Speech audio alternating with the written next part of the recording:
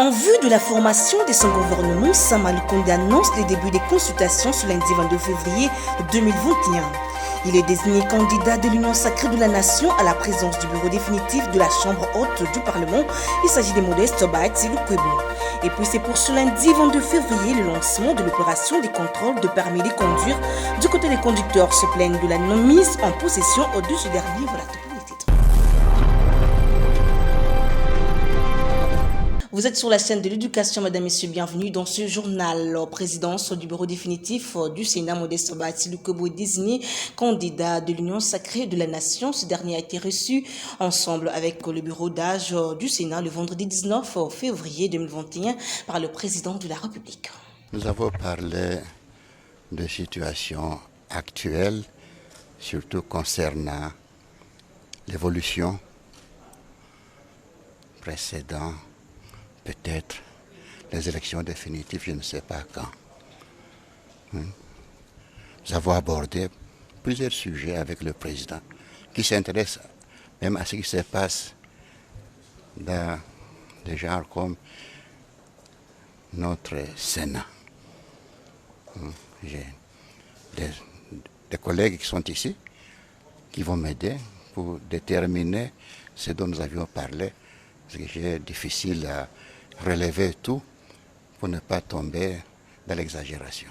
Il était d'abord question avec le président de la République de pouvoir publier le calendrier de l'élection et de l'installation du bureau définitif du Sénat, mais aussi sur le plan financier de la situation auquel nous avions trouvé dans notre chambre.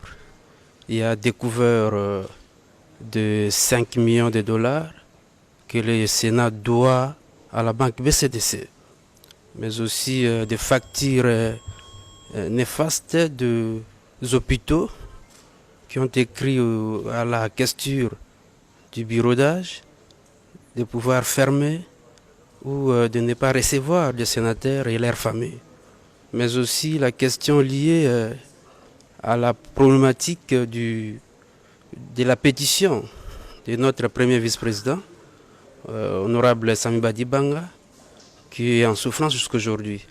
Et il y a eu des options qui ont été élevées, et je pense d'ici la semaine prochaine, le bureau d'âge prendra toutes les dispositions utiles. Vous êtes accompagné du candidat de l'Union sacrée. Peut-on dire, conclure maintenant, qu'il a aussi le soutien du bureau d'âge? Oui, comme vous le savez, nous sommes de l'Union sacrée. La vision prônée par le président de la République, c'est le bien-être de la population congolaise. Notre ticket gagnant de l'Union sacrée sera publié incessamment. Le candidat président du Sénat, c'est déjà connu. Comme vous le constatez, derrière moi, nous avons le professeur Bahati, qui est notre candidat gagnant. Et tous les sénateurs sont ligués derrière ces tickets pour que nous ayons un Sénat nouveau. Et la gestion calamiteuse du bureau sortant doit être mise en cause. C'est ça un peu la quintessence de notre entretien avec le président de la République. Une question candidat. Honorable, vous étiez informateur, maintenant vous êtes candidat au Sénat. Est-ce que ça vous arrange ou ça vous dérange? Bon, je pense qu'aujourd'hui c'était la journée du bureau d'âge. Je n'ai vraiment pas de déclaration à faire. Je l'ai dit dans les titres, le nouveau Premier ministre Jean-Michel Sama Lukonde Kingi annonce qu'il va commencer ce lundi 22 février 2021 les consultations pour la constitution du gouvernement. Nous y reviendrons. Et puis le gouvernement dote l'Assemblée nationale d'une ambulance médicalisée d'un lot de médicaments. La cérémonie a eu lieu le vendredi 19 février 2021 en présence du deuxième vice-président de l'Assemblée nationale et du ministre de la Santé, Joël Noumakwai et Frédéric Kodama. C'est le deuxième vice-président de l'Assemblée nationale qui a réceptionné cette ambulance médicalisée et un lot de produits pharmaceutiques. Au nom de l'Assemblée nationale et au nom du président Bosson Kodia, le deuxième vice-président remercie le gouvernement pour ce geste. C'est un sentiment de joie, de remerciement. Je voudrais exprimer à son Excellence à notre gouvernement à travers l'excellence nos remerciements de tout cœur pour avoir été inspirés par rapport aux besoins criants que nous avons ici. La sécurité sociale des députés nous concerne. Au nom du président de l'Assemblée nationale, je voudrais remercier notre gouvernement, notre ministère, pour avoir répondu à notre besoin réel. Le contexte dans lequel nous sommes, du corona, le contexte dans lequel nous sommes par rapport aux souhaits des députés, exige que nous ayons non seulement des intrants médicaux, mais aussi une ambulance.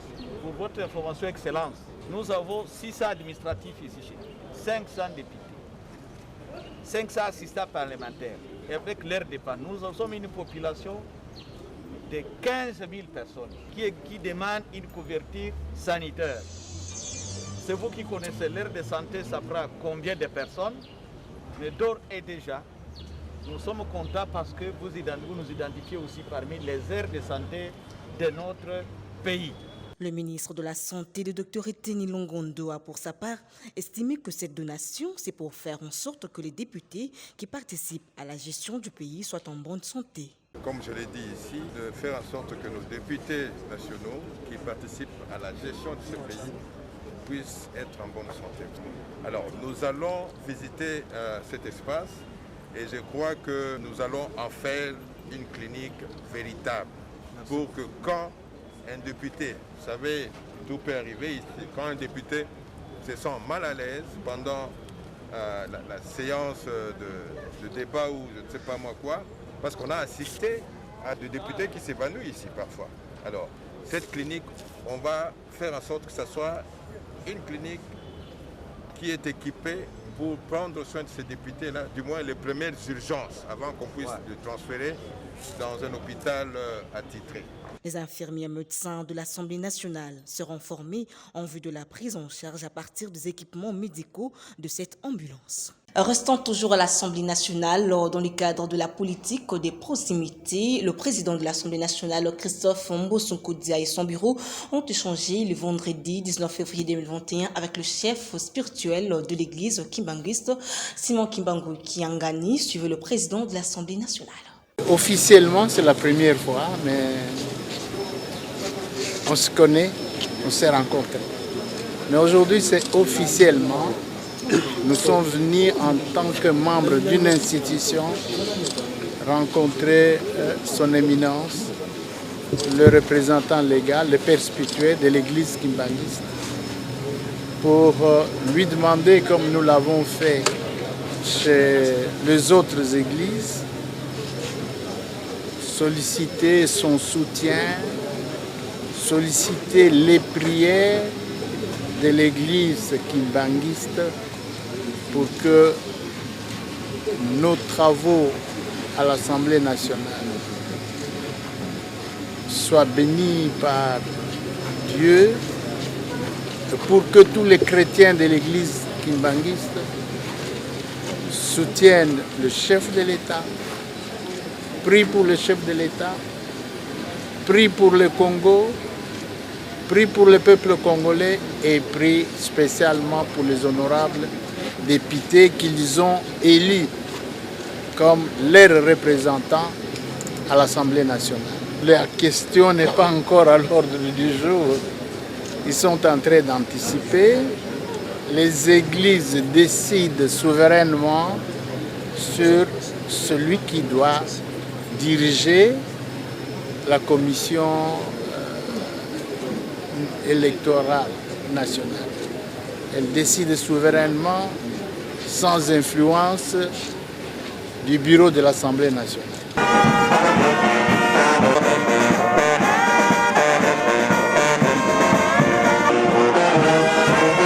Et puis la Chine va apporter son soutien à la République démocratique du Congo dans la lutte contre le coronavirus qui continue de secouer le monde entier. Suivez l'ambassadeur chinois en RDC, Ndunding, après avoir échangé avec le ministre des Affaires étrangères, Mariton Bandinda. C'est la première visite que j'ai faite auprès de Madame la ministre au début du Nouvel An chinois, parce qu'on a l'habitude de passer des vœux, de présenter des vœux à nos amis au premier jour du Nouvel An. Et le Nouvel An chinois qui vient de commencer, c'est l'année du buffle. Ça signifie le travail, la ténacité, la force et la fortune.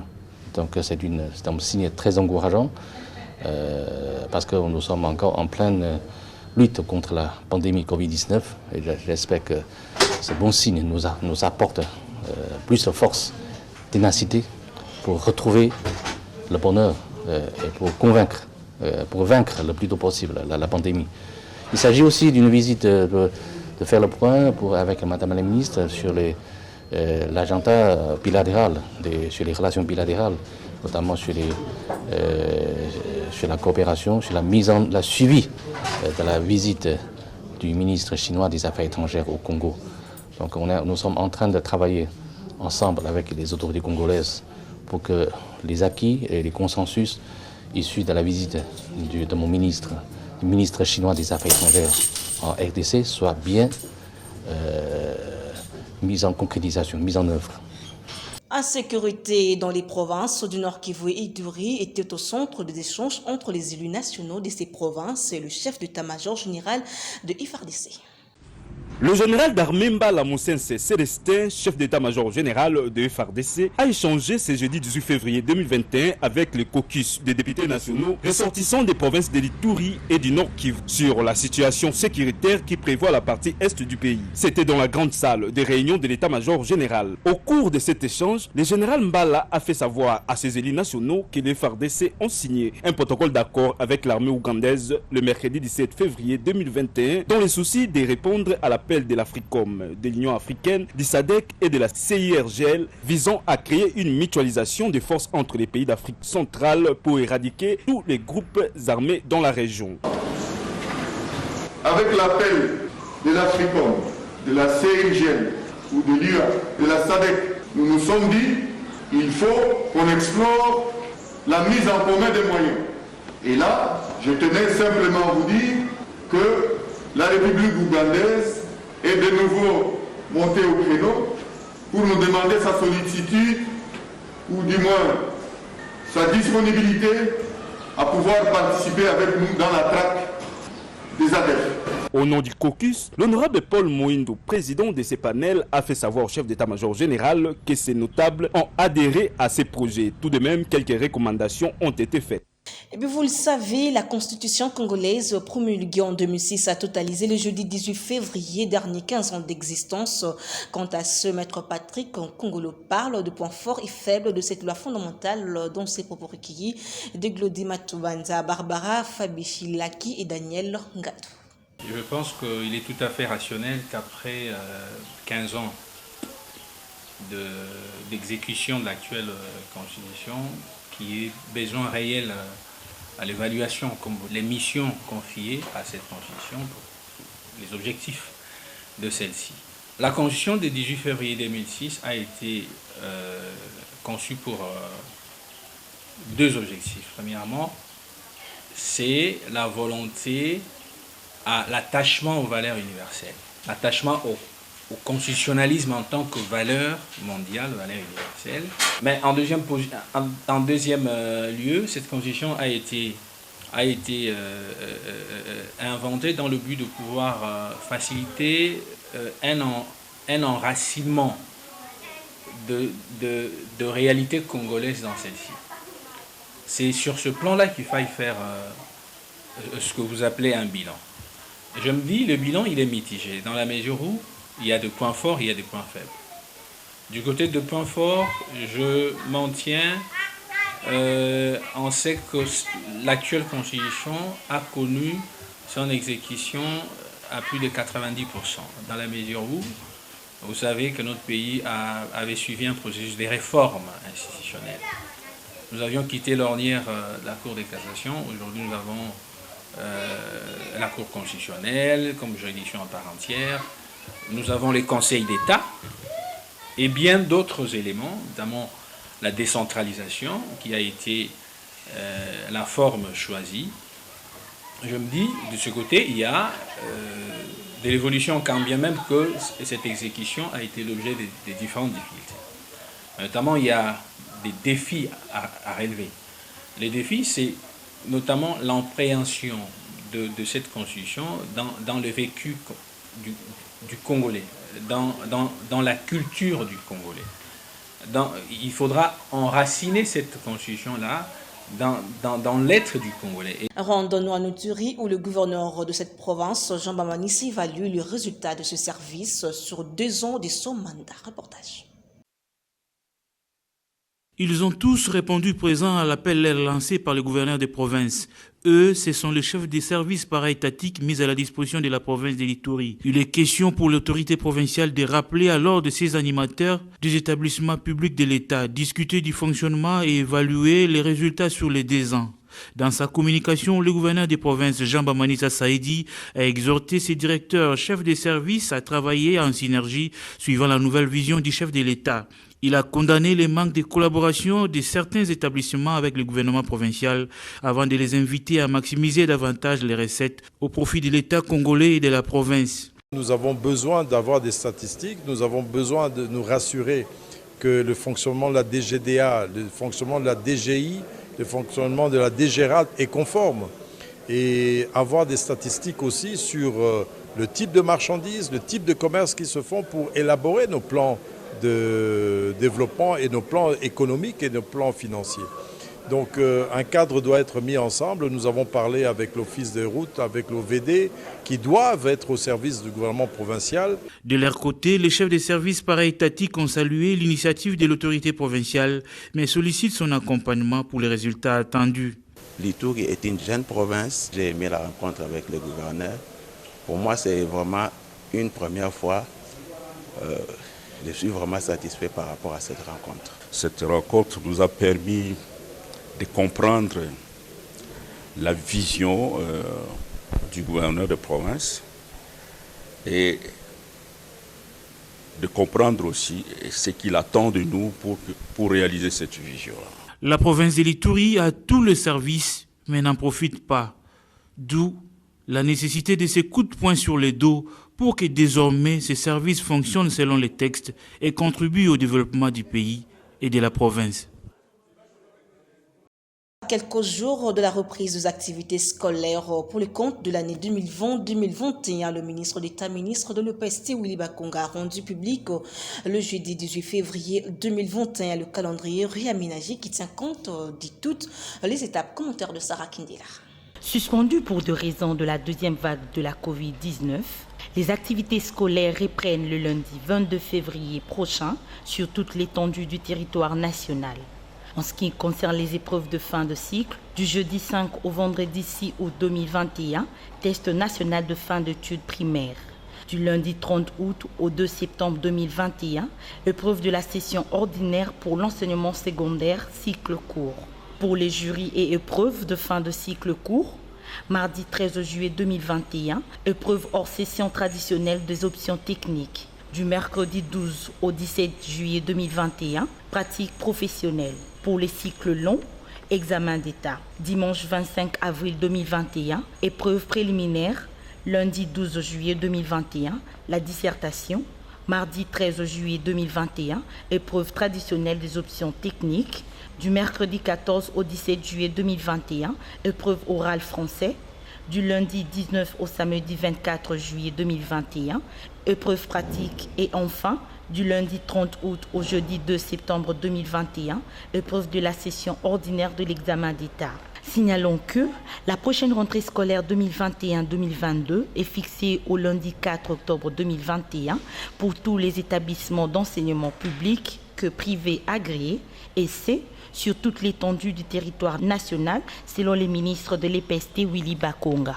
Et pour clore ce journal, lancement de l'opération de contrôle de permis de conduire ce lundi 22 février à Kinshasa par la police. Mais cette annonce du commissaire divisionnaire adjoint Sylvano Kassongo suscite déjà des inquiétudes dans les rangs des conducteurs. Les précisions avec Lodima Toubanza, Barbara Fabichilaki et Daniel Ngandou, une fois de plus. L'annonce a été faite par le général Sylvano Kassongo, commandant de la police de la ville de Kinshasa, le jeudi 18 février du lancement de l'opération de contrôle de permis de conduire à dater de ce lundi 22 février. C'est dans cette optique des choses que les conducteurs du taxi-taxibus en commun se plaignent d'autant plus qu'ils sont prêts à se conformer à la possession du permis de conduire. Malheureusement, ces derniers ne sont pas encore mis à leur disposition. Nouvelle wana tozwaki tozokomprendre te ye azoraisonne ndenge nini mpo bapermis bazoteka te bapermis nano contrevention routière mpa tozwaka bapermis nano babandi koteka te tozotambola kaka na bapermis oyo ya kala oyo tozwa mais sikoyo ye alingi kobanda contrôle ya bapermis permis oyo eza déjà invalidé, c'est-à-dire nani nango se sila délai nango se elekaki mais oya sikoyo nanu tobandi te tobandi pe toyebi te soki bazoteka yango pe soki wapi toyebi te biso bapermis basupprime yango ise sila biso bafale ya okanga biso sur base de quoi bapermis basomateka baso bapermis te nouvelle oyo toza nango mais permis yango ya sika toyebi te na babandi oteka yango te mpe na namoni yango nano otenga moko en lave bona namoni permis ya sika te banda José Makila Kenda ba nouvelle wana ya permis wana bateka su ba permis te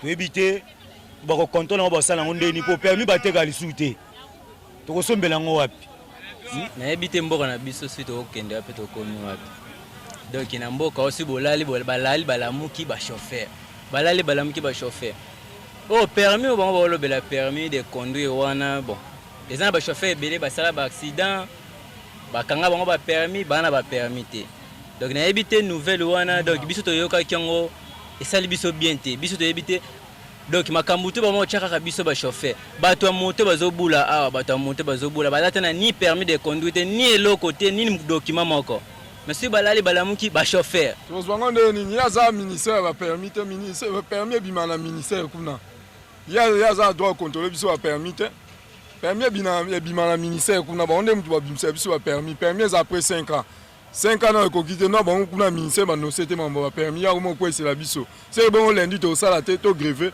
Pour rappel, cela fait 3 ans que la production du permis de conduire a été suspendue.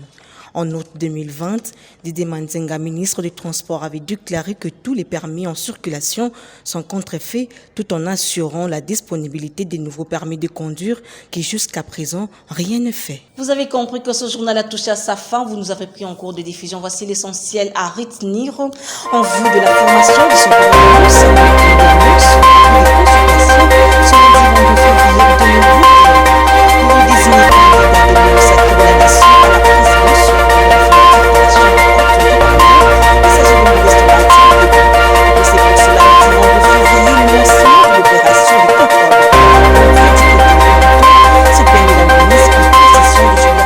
Le rappel de titre, fin complètement de cette édition du journal dont la chefferie a été assumée par Franck Sanga. Un grand merci à toute l'équipe technique, rédactionnelle derrière la caméra.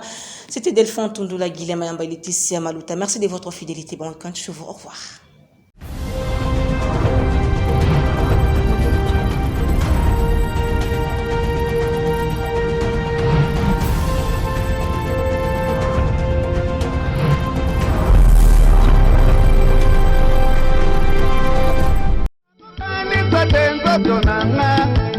Le sous-lieutenant Mbouy Kalonji Rugan, journaliste au service des communications et informations des forces armées de la République démocratique du Congo, et la famille Kalonji ont la profonde douleur d'annoncer aux officiers, sous-officiers, caporaux, soldats des FARDC ainsi que les amis et connaissances les décès de leur père, grand-père, oncle paternel Jean Kalonji Mbouy Louika, ancien préfet de l'Institut Mukengeli de Lemba, survenu le jeudi 11 février 2021 aux cliniques universitaires de Kinshasa des suites d'une longue maladie. En ce qui concerne les programmes, vendredi 19 février 2021 à 9h, levée du corps de la morgue des cliniques universitaires de Kinshasa pour l'enterrement à la nécropole 2. Après la cérémonie de la mise en terre, un bain de consolation est prévu à la résidence familiale au quartier Ngilima 1, numéro 51C, dans la commune d'Ematiti. Notez bien, le tout se fera dans le respect strict des mesures barrières contre la Covid-19. Ce communiqué tient lieu de faire part.